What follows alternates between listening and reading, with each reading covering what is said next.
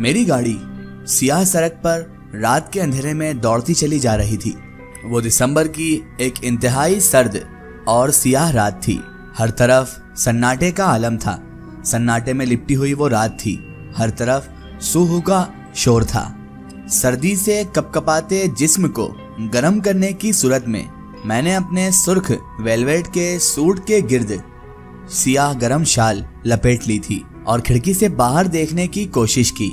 यकायक गाड़ी एक झटके से एक बार में अचानक से रुक गई। मैंने यकदम से रोड जो चल रहा था उस पर निगाह दौड़ाई तो रोड पर चलती भागती गाड़ियां अचानक से पता नहीं कहां से गायब हो गई थी। यानी कि रोड बिल्कुल सुनसान दिख रहा था और कोई गाड़ी कोई कार कुछ भी नहीं दिख रहा था। रोड पर तो अब वीरानी का आलम था। स्ट्रीट लाइट मध्यम होते होते अब पूरी तरह से बुझ चुकी थी। यानी कि अब पूरा माहौल किसी हॉरर मूवी की तरह हो चुका था। मैंने गाड़ी की चाबी घुमाना चाही लेकिन चाबी भी नहीं थी। इस कदर शदीद सर्दी में किसी अनहोनी के एहसास से मेरे माथे पर पसीने के कतरात नमूदार होना शुरू हो गए थे। यानी इतनी सर्द रात थी जिसमें शॉल लपेटकर ठंड से बचा जा रहा था, लेकिन किसी अनहोनी हो जाने के डर से मेरे माथे पर अब पसीना आने लगा था। गियर बिल्कुल साकित था, यानी ठहरा हुआ था। फिर अचानक पता नहीं क्या हुआ कि गाड़ी अपने आप ही पीछे की सिमत चलने लगी। मैंने ब्रेक लगाना चाहा मगर बेसूद। मेरे कंट्रोल में अब कुछ भी ना रहा था, न ब्रेक्स न गाड़ी। मैंने दरवाजे खोलने चाहे लेकिन कमाल की बात यह थी कि वो भी ना खुल सके। गाड़ी मुकम्मल तौर पर लॉक हो चुकी थी और फिर रिवर्स चलते चलते गाड़ी एक झटके से रुकी। माहौल बड़ा खतरनाक हो चुका था और इस धुंध भरे वीरान माहौल में मेरी नजर उस चमकदार दरवाजे पर पड़ी। दरवाजा चमक रहा था और उसके बाद मैं बेइख्तियार सी खुद ब खुद ही यानी कि हिप्नोटाइज की तरह गाड़ी से उतरी और सामने नजर आते हुए दरवाजे की सिमत बढ़ने लगी। मुझे खुद को नहीं पता था कि मैं किसके कंट्रोल में हूँ और मैं अपने आप कैसे उस तरफ जा रही हूँ। हल्का सा ध्यान है लेकिन उस वक्त मेरा खुद पर इख्तियार ना था। ना ही मैं कुछ समझ पा रही थी ना ही कुछ कर पा रही थी। मैं अपने होशो हवास खो बैठी थी और उस दरवाजे की तरफ चली जा रही थी। वो चमकीला दरवाजा बंद ही रहा लेकिन वो बंद दरवाजा मेरी राह में रुकावट ना बन सका। यानी कि मैं उस दरवाजे से भी ना रुकी। दरवाजा बिना खोले ही मैं भी अंदर दाखिल हो गई। ताज्जुब वाली बात है लेकिन ये सब मेरे साथ हो रहा था हकीकत में। जिस मकान का ये दरवाजा था जो चमक रहा था वो बाहर से बड़ा बोसीदा यानी पुराना दिख रहा था, खंडर टाइप। लेकिन जिस तरह से बाहर से ये बोसीदा मकान दिख रहा था अंदर से उसी कदर शानदार महल की सूरत इस मकान ने इख्तियार कर रखी थी। यानी कि बाहर से दिखने वाला ये बोसीदा मकान अंदर कोई महल नुमा आलीशान बंगला था। अंदर सुनहरे चमकते दरवाजे और खिड़कियां मौजूद थी और उन पर लहराते हुए कीमती मुकाब के पर्दे मौजूद थे। पूरा माहौल बहुत ही हसीन लग रहा था। वो पर्दे तो दिलकश लग रहे थे।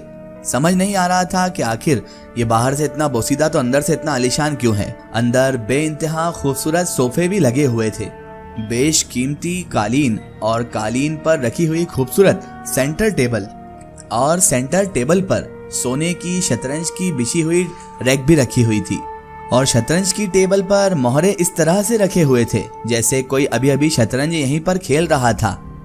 अभी सब कुछ सन्नाटे वाला माहौल था कि तभी सन्नाटे में एक भिनभिनाहट वाली आवाज गूंजने लगी और अचानक एक सरगोशी सी हुई। वो आ गई भाईजान, वो आ गई।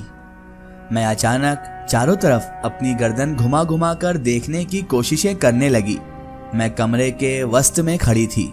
तभी किसी ने ऐन अकब से कहा, अस्सलामुअलैकुम। मुझे जैसे ही आवाज आई तो मैं यकदम पलटी और फिर सलाम करने वाले शख्स को जैसे ही मैंने देखा तो मैं तो एक पत्थर की मूरत सी हो गई। तो अम्मी, आपके ख्याल में हमारे घर में असरात हैं, यानी कि यहाँ पर जिन जिन्नात रहते हैं? मैंने अम्मी से पूछा। अम्मी बोली, और क्या, अल्लाह ताला ने तो जिन्नों इंस दोनों को पैदा किया है ना। हर घर में इंसानों के साथ साथ जिन्नात भी रहते हैं।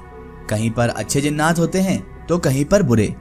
बेटा, हमने जब ये घर खरीदा था तो इस घर में पहले से ही काली बिल्लियां मौजूद थी। हमारी नानी जान कहती थी कि घर में जिन्नात अक्सर बिल्लियों और छिपकलियों की शक्ल में रहा करते हैं। वो दिन है और ये आज का दिन है। इस घर से कभी बिल्लियां रवाना ही नहीं हुई, कभी बिल्लियां इस घर से दूर ही नहीं गई हैं बेटा। एक दिन भी हमारा घर कभी भी बिल्लियों से खाली हरगिज नहीं रहा है बेटा। बेटा तुम्हें वो काली बिल्ली तो याद होगी ना, जो हमारी पानी की मोटर के पास बैठी रहती थी, जिसको एक स्कूटर वाला मार कर चला गया था। कैसी वो घसीटती हुई अपने जख्मी जिस्म को यहाँ तक लेकर आई और वहीं आकर मरी जहाँ पर वो बैठा करती थी। याद है बेटा तुम्हें? उसके मरते ही दूसरी काली बिल्ली आकर वहां पर बैठने भी लग गई थी। मैंने कहा अरे छोड़िए अम्मी, आप तो सब बातों का इतना ज्यादा ख्याल रखती हैं। ये तो बिल्लियां हैं, यहाँ तो इंसान आकर भी वापस नहीं जाते। अगर जिन्नात है भी तो नजर आए ना अम्मी। मैं तो नहीं मानती कि ये जिन्नात वगैरह कुछ होते हैं, सब फरसूदा और झूठी बातें लगती है मुझे, सिर्फ कहानियां लगती है अम्मी जान मुझे तो ये सब। इतना कहते हुए मैं एक झटके से खड़ी हो गई थी।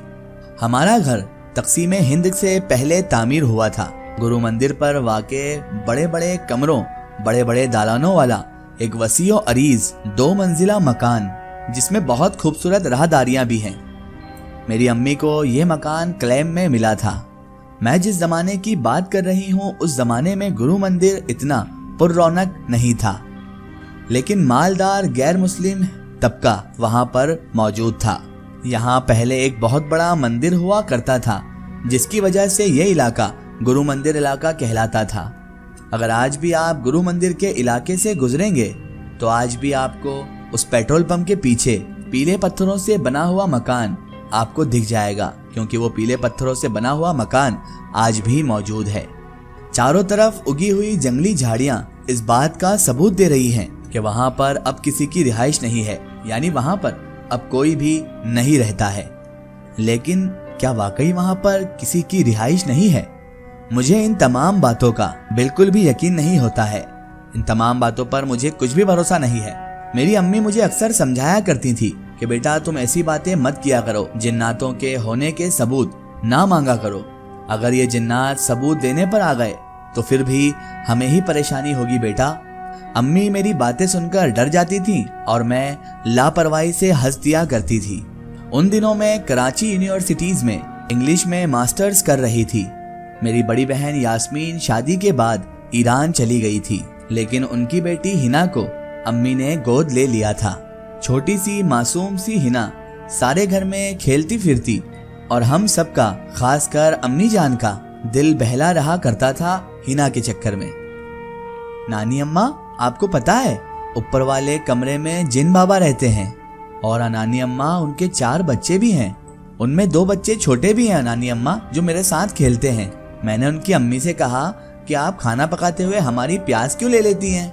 तो वो कहने लगी कि ये तो हम खरीद कर लाते हैं। लेकिन नानी अम्मा वो तो प्याज हमारे टोकरे में से निकाल रही थी ना। और पता है जमशेद भाई जो है ना, वो तो फरहत खाला के साथ पढ़ते हैं, और वो मुझसे कह रहे थे कि तुम्हारी जो खाला है ना वो बहुत ज्यादा खूबसूरत भी हैं। मैं उनसे शादी करूंगा, वरना किसी से भी नहीं शादी करूंगा। नानी अम्मा मैंने उनसे कहा कि हम तो आपसे अपनी खाला की शादी हरगिज नहीं करेंगे, क्योंकि आप तो खाला को नजर ही नहीं आते। तो वो हंसने लगे।